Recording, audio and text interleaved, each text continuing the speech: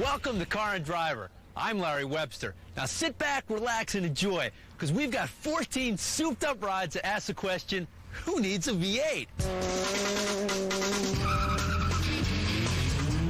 Welcome to the SuperFour Challenge. 4 for 4-cylinder, and it's the only thing that these fast and furious wannabes have in common. That, and they all have to be street legal. Our challenge is held over 2 days. On day 1, we took turns driving the entries on public roads to get a measure of their drivability, which we then rated on a 5-star scale, with 5 being the best. Then, on the second day, the teams hit Michigan International Speedway, where each car got 5 runs through a special autocross course that included a standing start quarter-mile, a 0.8-mile road course, a blast to 130 or 140 miles per hour depending on class, followed by a hard-braking stop. The car posting the single lowest elapsed time over the entire course wins the challenge.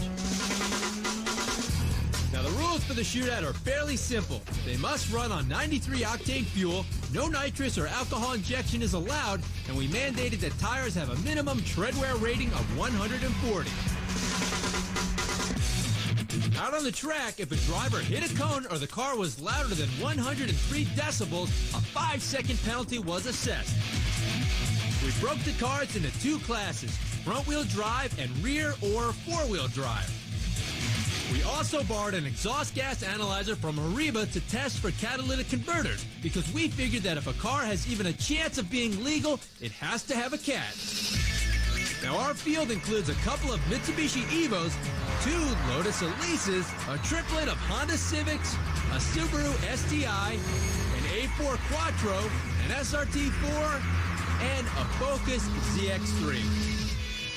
But among this high-horsepower brigade was at least one guy who brought something practical, a car he could sleep in. How about a modified Toyota Tacoma pickup truck with a turbocharged engine and independent rear suspension? And how about it being driven to the event with a camper on the bed? Ross Converse is usually stuffing Ford V8s in the Volvo wagons, but his entry in this competition is his most extreme modification yet. And he appropriately called this half Tacoma, half Supra, Taco Soup. The Toyota already had rack and pinion steering, which is one of the attributes I thought was really cool, because it gives you a good, precise on-center feel like a lot of the good sports sedans do. The big item was taking a very refined rear suspension from the Supra, independent suspension with disc brakes, limited slip, aluminum control arms, all the good stuff. That whole package got adapted into the frame in the back of the Toyota to give you more of a sports sedan refinement in the back end. Now that we've all gotten a ride in each entry and taken our notes, it's time to answer the most important question. Can a turbo Tacoma camper compete? Well, stay tuned, because we'll find out when we make our way to Michigan International Speedway and put this showdown in high gear.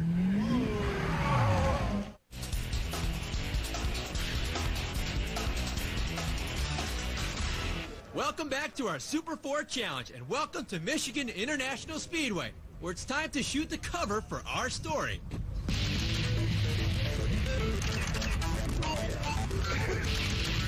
Okay, now it's down to business. Here's the course layout. All 14 competitors will start from a standstill and accelerate all the way down pit road and past the quarter-mile mark. Then you brake hard at the 2,100-foot mark as the course takes a left onto the road course. The infield is nearly a mile of twisties, straights, and torturous braking. Upon exiting the road course, the drivers turn left into turn 3 of the big oval. But in the middle of that turn, it's hard on the binders to make our cone chicane. Then accelerate hard through turn 4 and onto the front straight.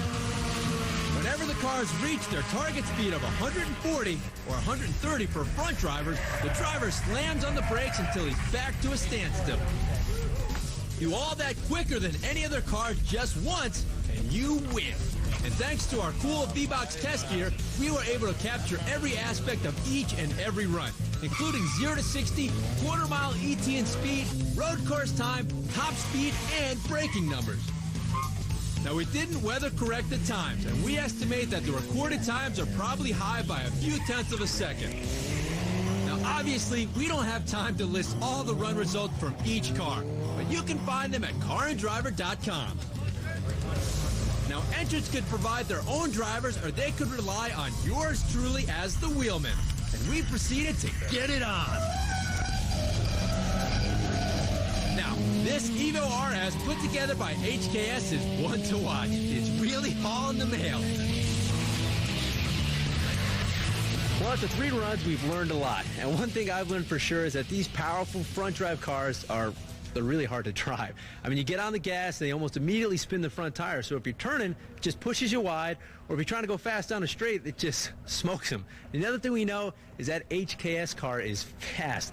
They led from the start, and they're still leading. Their driver just flew over from Japan. He's never seen the course, sets down the fastest time, first run out.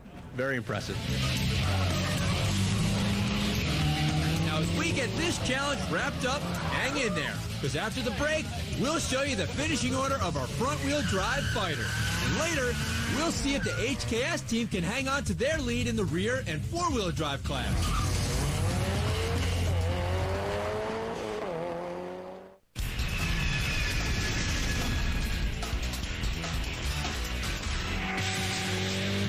Welcome back to the SuperFour Challenge, and here's the finishing order of our front-wheel drive challenger.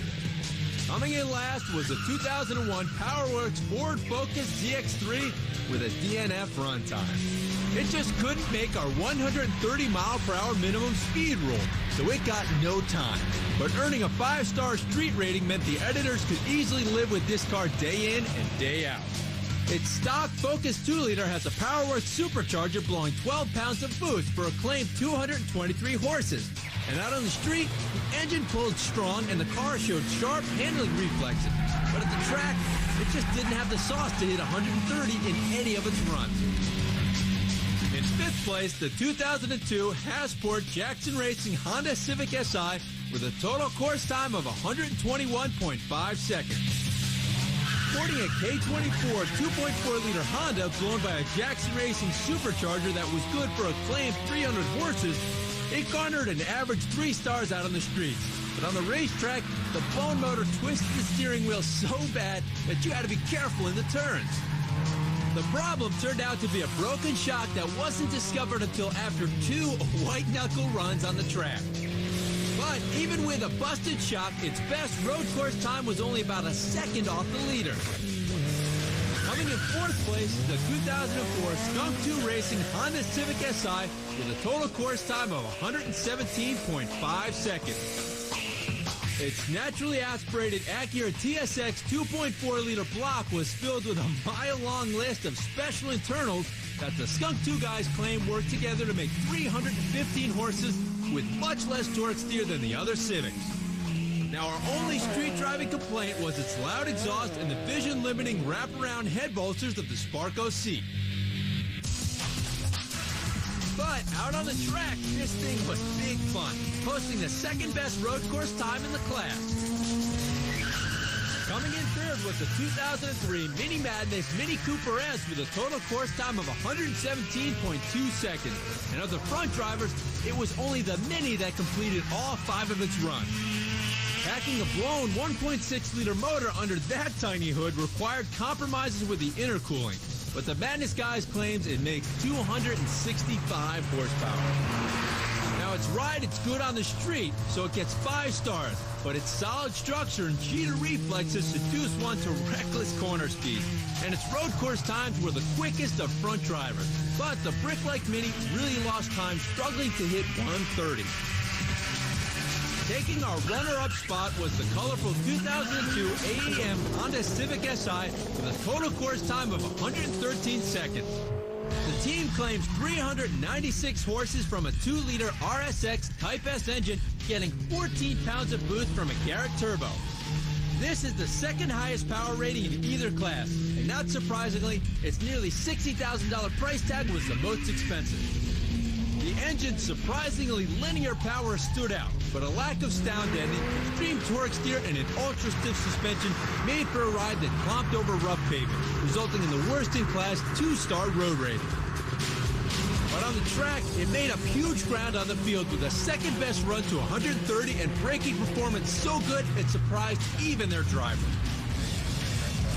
It just stayed on the ABS all the way up to the stop. I was amazed. The AEM team's time ended up just 0.7 seconds shy of the $9,000 cheaper and SuperFour front-wheel drive class winner, the 2004 Howell Dodge SRT4. Taking just 112.3 seconds to make the course, Howell claims they make 452 horses and 476 pound-feet of torque from their turbocharged and intercooled 2.4-liter twin Camry. Now you'd think that with the torque of a locomotive, it would be a wrestling match with the steering wheel when you smash the gas, but that really wasn't the case. Aside from a stiff ride and an exhaust note sure to offend your girlfriend's father, the SRT4 was surprisingly acceptable, getting a rating of 5 stars. Now, while most of Howell's clientele are drag racers, the suspension was good enough to get the Dodge through the road course section with a respectable time. Their combination of good handling and serious go power was enough to overcome poor braking and capture the class trophy. The car's great.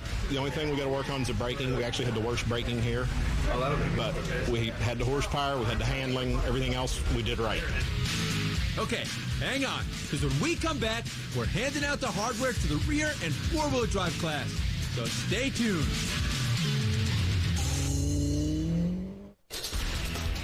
For more information on today's stories, log on to caranddriver.com. Welcome back for the final time to our SuperFour Challenge. And here's the finishing order of our rear and four-wheel drive class competitors. Unfortunately, coming in last is our beloved 1997 Converse Engineering Toyota Tacoma with a DNF. The 2.7-liter 4 was rebuilt with LC Engineering parts, and even with no intercooler on the turbo, it made a claimed 250 horses. On the street, 5 stars meant it was one of our best riding vehicles, but on its maiden track run, it could only hit 114 miles per hour, and it was smoking badly. Now, Ross Converse thinks that high G's on the road course sloshed the oil around and dried up a cylinder. So I may have cracked a piston. But we're going to take our chances with getting home, back to Maine with it. And I think we'll be okay. Now, don't worry, because amazingly, they made it home just fine. Now, coming in 7th place is the 2004 Stasis Engineering Audi A4 with a total course time of 118.1 seconds and, of course, a 5-star drivability rating. Wearing no wings, bulges, or scoops, this A4 really shined on the street. But even with the claimed 340 horses from its turboed 1.8-liter, it fell a little short on the track. Not able to reach 140, we ended up calculating its runs from 130, and that left it at 7th. 6th place was the 2004 Flying Miata, posting a 113.4-second total time. Now, compared to some cars here, this Miata felt pretty normal, and above 4,000 RPM, it was a rocket. Its Mazda engine was bored out to 2 liters and hucked with 13.5 pounds of boost. The chassis tweaks were wider wheels and tires, coilover shocks and springs, and a stiffer front anti-roll bar. Now, even though this thing dives in a corner, it still rides really well on the street. Rolling in 5th place was the 2005 ESX Art Signature Series Subaru Impreza WRX STI with a total time of 112.4 seconds. With pro driver Mamo Gidley behind the wheel and a claim of 450 horses, this Subi was one of the favorites to take the crown. But even with over 30 grand in engine work and nearly 20 grand spent underneath, it just didn't accelerate very hard, posting the second slowest 0 to 60 and the second weakest quarter-mile time. The problem was weight, a little over 3,300 pounds. But around town, the ESX earned a 4-star drivability rating and got praised for its ease of use. Coming in 4th place was the 2004 Buschur Racing Mitsubishi Evo 8 RS, posting a best time of 109.8 seconds. Known as a drag race shop, it's no surprise that Buschur's Evo had instantaneous full acceleration. It posted the second quickest 0 to 60 time using a claimed 393 horsepower and 380 pound-feet of torque from their highly modified 2-liter turbo engine. Buschur's ride was no more jarring than a stock Evo, so we gave it 4 stars for drivability. This was a great effort for a bunch of drag racers. You come here expect to lose, and then you start doing really well. It's like, we're going to do good, we're going to do good. 4th place is good. Ascending to the podium in 3rd place is the 2004 ForcedFed Lotus Elise with a total course time of 107.6 seconds. Now, while some editors felt that this Lotus delivered its power violently and was hard to drive, some thought it was far from insane. So drivability issues or not, the force-fed Lotus still posted some impressive numbers, like 121 in the quarter-mile track and the best 0 to 100 time of the day. And the braking was equally impressive with the best stop of the day from 140 miles per hour. Now, if only the driver could have put together all of its best times in a single run, they would have won. Now in the runner-up spot, it's a 2004 Hondata prototype racing Lotus Elise with a time of 105.9 seconds. The key here was an engine swap to a Honda 2-liter and 6-speed manual. The addition of a Jackson Racing supercharger made it a formidable fighter, posting a low 12-second quarter mile from a claimed 320 horses. Except for this thing being way loud, we were impressed by this one on the street. But on the track, the stock brake pads really hurt its braking. Only that HKS Evo was quicker through the road course, but Hondata's long stopping distance kept it from topping our SuperFour Challenge winner and undisputed champion, yeah, you guessed it, the 2004 HKS Mitsubishi Evo 8 with a best time of 102.9 seconds.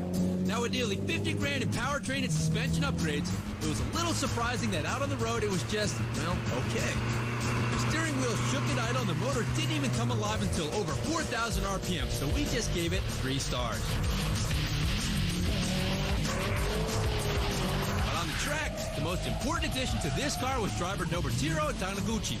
Nob, as he's known, had never seen this car before today, and he quickly made use of the claimed 481 horses in the team's boosted and stroked 2.3-liter engine. He finished the day with the best 0 to 60 time, quarter-mile time, and he was the quickest through the road course.